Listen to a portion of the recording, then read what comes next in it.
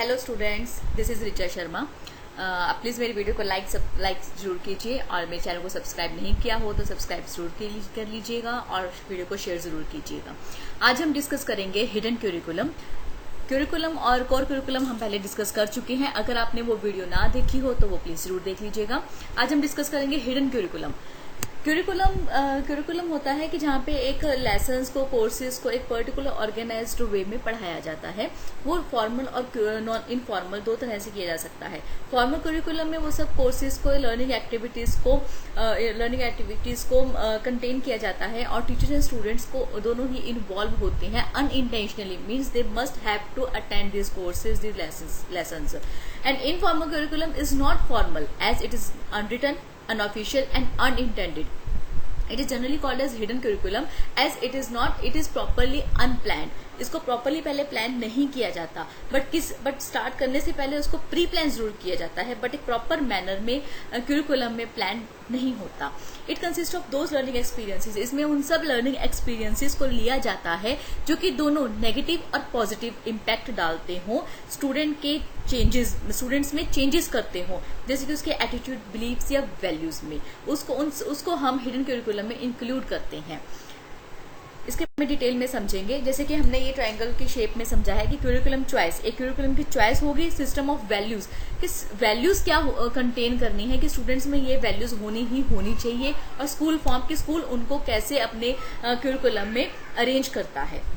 Next is components of hidden curriculum. इसके components क्या होंगे कि रूल्स एंड गाइडलाइंस।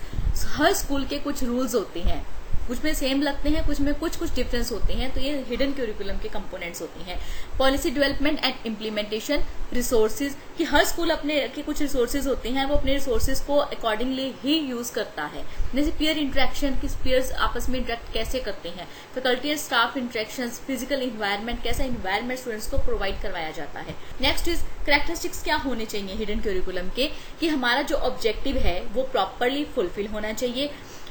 जो हमारे फैक्टर्स होते हैं जैसे कि social, human development, nature of learning, nature of knowledge, इन सारे फैक्टर्स को अच्छे से डिटरमाइन किया जाए और इनके रिगार्डिंग जो ऑब्जेक्टिव्स हैं हमारे वो फुलफिल हो सके।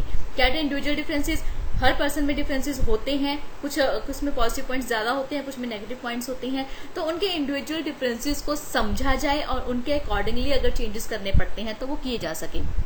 Pre-planned, as it is not proper planned in the curriculum but still to activate in the school it is pre-planned but it can be changed. इसमें जब भी चेंजेस की जरूरत हो वो चेंज किए जा सकते हैं।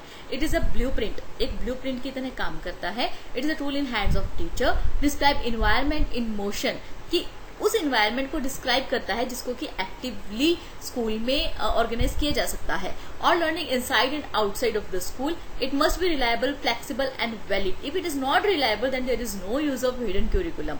Next is, it is according to the mental level interest of the students. As I have told you firstly that there are many individual differences between the students, so their mental level also depends upon student to students, so it should be according to the mental level interest of the students. The students should not feel stress while working in the according to the hidden curriculum. Next is implications of hidden curriculum. What will be the implications of hidden curriculum, कि जो social relationship है teacher और students के बीच में वो कैसे affect होता है। It can contribute undesirable behaviours. किसी टाइम क्या होता है कि कुछ एक्टिविटीज के कारण कुछ अनडिजायरेबल बिहेवियर या अनडिजायरेबल कॉन्फ्लिक्ट्स आने लग जाते हैं स्टूडेंट्स में। Next is, hidden curriculum practices are transmitted to students intentionally और इंटेंशनली। हिडन क्यूरिकुलम में कंट्रीब्यूट अनडिजायरेबल बिहेवियर्स। मैंने आपको पहले बताया कि कुछ अनडिजायरेबल बिहेवियर्स, कॉन्फ्लिक्ट्स आ जाते हैं जो स्टूडेंट्स में भी हो सकते हैं और टीचर्स में भी आ सकते हैं, तो इस चीज का पहले ध्यान रखा जाता है। School culture and manifestation of hidden curriculum varies on every institution. As I told you कि हर स्कूल में रूल्स होते हैं, रेगुलेशंस होते हैं, बट हर स्कूल में कुछ डिफरेंसेस दिखते हैं, तो ये उनके हिडन क्यूरिकुलम पे डिपेंड करता है। अब इसके एग्जाम्पल्स क्या होते हैं कि अगर आपको क्लास में कोई आंसर करना है या स्पीक आउट करना है तो उससे पहले आप हैंड्स रेज करते हो। If teacher will allow you only then you will give your answer. अगर कोई आंसर कर रहा है तो उसमें आपने इन बिटवीन नहीं बोलना, दूसरों के लिए रिस्पेक्टफुल रहना है, दूसरों के साथ काम कैसे करना है, अगर आपकी कोई असाइनमेंट रह गई है तो आपने उसको कंप्लीट कैसे करना है या किसी से कैसे मांगना है, ये एक वे होना चाहिए। क्लास के अंदर टाइम पे जाना है। जो क्लास के अंदर बुलेटिन बोर्ड्स लगे होते हैं या ड्राइंग, ग्राफिक्स, पिक्चर्स लगी होती हैं, वो किस लिए लगी होती हैं? वो इसीलिए लगी होती है कि जब भी स्टूडेंट्स स्कूल क्लास में जाते हैं तो वो डेली इंटरेक्ट उन पिक्चर्स को देखते हैं, तो वो एक बार जरूर उनको रीड आउट करते हैं। जब ये चीजें डेली की जाती हैं तो वो उनके दिमाग में अच्छे से बैठ जाती हैं। क्वोटेशंस, प्रोवर्ब्स इसीलिए क्लासेस में एज अ चार्ट या डायग्राम्स के फॉर्म में लगाई जाती हैं कि बच्चे उनको डेली आगे पढ़े और उनका इम्पैक्ट उनके ऊपर पड़े। Next is variables of hidden curriculum. The schools are composed of academic, social and cultural environments. अब हम इनको एक एक करके समझेंगे। academic environment क्या होता है कि ये एक एटमोसफियर क्रिएट किया होता है ताकि स्टूडेंट्स अच्छे से लर्न कर सके, उनको एक एटमोसफियर प्रोवाइड किया जाता है।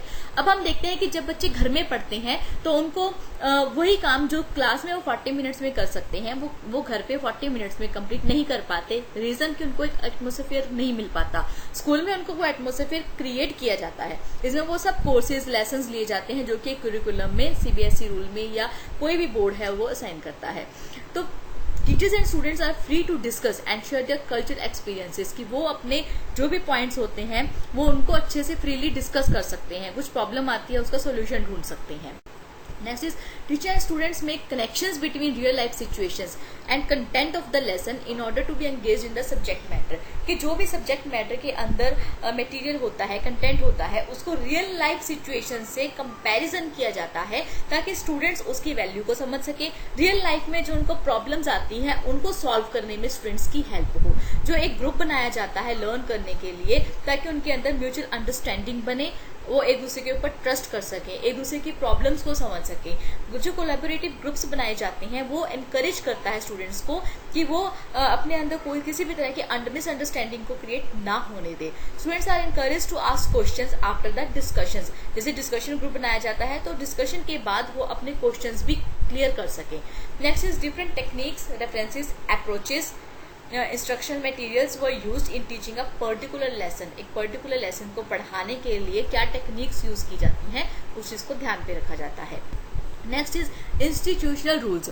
अब इंस्टीट्यूशनल रूल्स क्या होते हैं कि हर स्कूल की कुछ पॉलिसीज होती हैं, रेगुलेशंस होती हैं जो कि स्टूडेंट हैंडबुक में रिटन होती हैं। अब यहाँ पे स्टूडेंट हैंडबुक से मतलब है डायरीज। हर स्कूल में हर बच्चे को एक डायरी प्रोवाइड करवाई जाती है। आपने ध्यान से देखा होगा कि हर डायरी के फ्रंट पे कुछ 3-4 आई थिंक 5 to 7 पेजेस होते हैं जिनमें कि कुछ स्कूल्स की पॉलिसीज या रूल्स लिखे होते हैं कि समर्स में ड्रेस क्या होगी, टाइमिंग्स क्या होंगे, अगर आपको प्रिंसिपल से मिलना है या कोऑर्डिनेटर से मिलना है, टीचर से मिलना है तो उसके लिए आपको क्या रूल्स फॉलो करने पड़ेंगे, कब आप स्कूल में आ सकते हो, पीटीएम्स कब होते हैं, मिलने का टाइमिंग क्या है, या जो भी क्या स्कूल में प्रेयर होती है वो भी उसमें रिटर्न होती है। तो ये सारे रूल्स एंड रेगुलेशंस और पॉलिसीज होती हैं जो कि स्टूडेंट्स को प्रोवाइड करवाई जाती है। Adults model and initiate in the following school rules and regulations.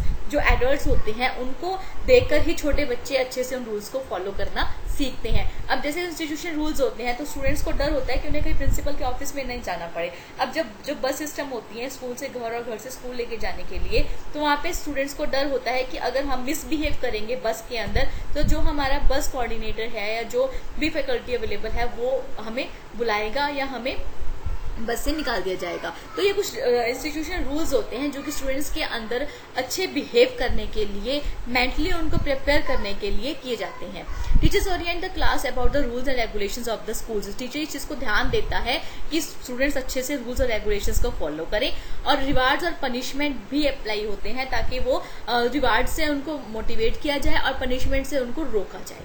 Next is social environment. अब सोशल इन्वायरमेंट का मतलब क्या होता है कि वो सारे रिलेशनशिप्स, एक्सपीरियंसेस जो कि स्टूडेंट्स और या पर्सन्स या ग्रुप्स या एक कम्युनिटी एक दूसरे से बिहेव करते हैं। अब एजुकेशन इंस्टीट्यूशन में क्या होता है कि social environments are the people with whom you communicate in everyday life, like peers, teachers, administrators, parents and neighbours. वो हर कोई पर्सन आ जाता है जो एजुकेशन इंस्टीट्यूशन से माइंड अप होता है। जैसे कि हमारे टीचर्स आ जाते हैं, एडमिनिस्ट्रेटर्स आ जाते हैं, पेरेंट्स, नेबर्स या जो वहाँ के वर्कर्स होते हैं उनको भी हम इसमें इंक्लूड कर सकते हैं।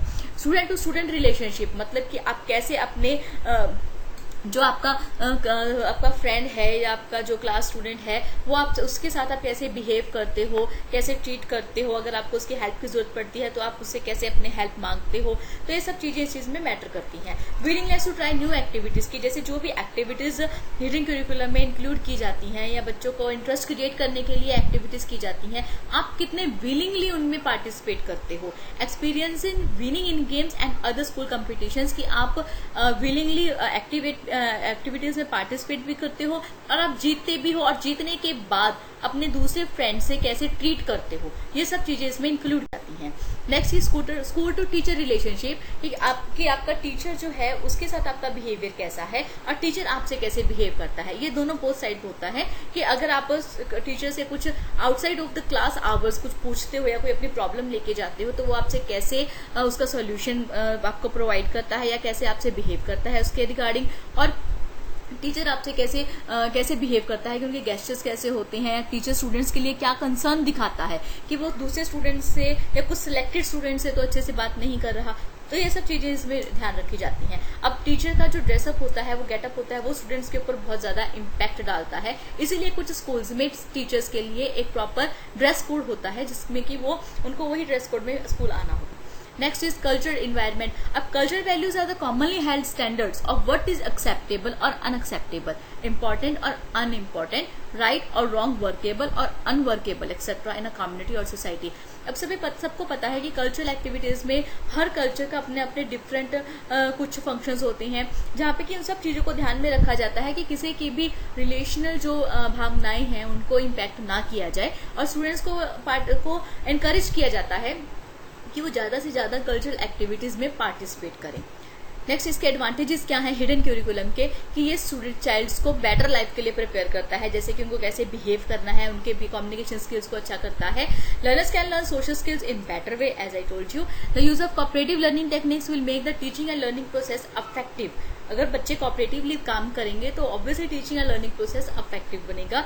इस टाइप का जो करिकुलम होता है वो टीचर्स को अलाउ करता है कि वो डिफरेंट टाइप के मेथड्स को यूज कर सके जैसे कि स्टूडेंट्स की नीड्स आती है, तो ये डायनामिक होता है नेचर में, इसको हम जब भी चेंजेस की जरूरत हो हम चेंजेस कर सकते हैं। It allows the students to learn more than what is taught in formal setting, कि फॉर्मल सेटिंग्स में जो सिलेबस होता है उसके अलावा भी ये बहुत ज्यादा कुछ बच्चों को सिखा है।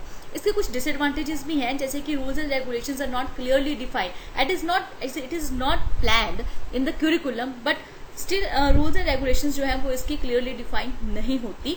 तो ऐसे कुछ गुड टीचर्स की कमी रहती है जो कि इस तरह के करिकुलम में अच्छे से टीच कर सके। Sometimes wrong attitude, social beliefs and ideas can be transmitted from teacher to students. It needs very competent teachers who can teach through this method, because whenever the change is required according to the situation in the class, sometimes teachers are not so perfect that they can make changes immediately. तो इस तरह की problems आती हैं। Needs and expectations of each child very from the other, so it cannot satisfy the need of all learners. Her student की needs को satisfy करना मुश्किल हो जाता है। अगर आपको मेरा सेशन पसंद आया हो तो मेरी वीडियो लाइक जरूर कीजिए, और मेरे चैनल को सब्सक्राइब ना किया हो तो जरूर कर लीजिएगा, ताकि आपको आगे आने वाली वीडियोस का नोटिफिकेशन मिलता रहे। Thank you.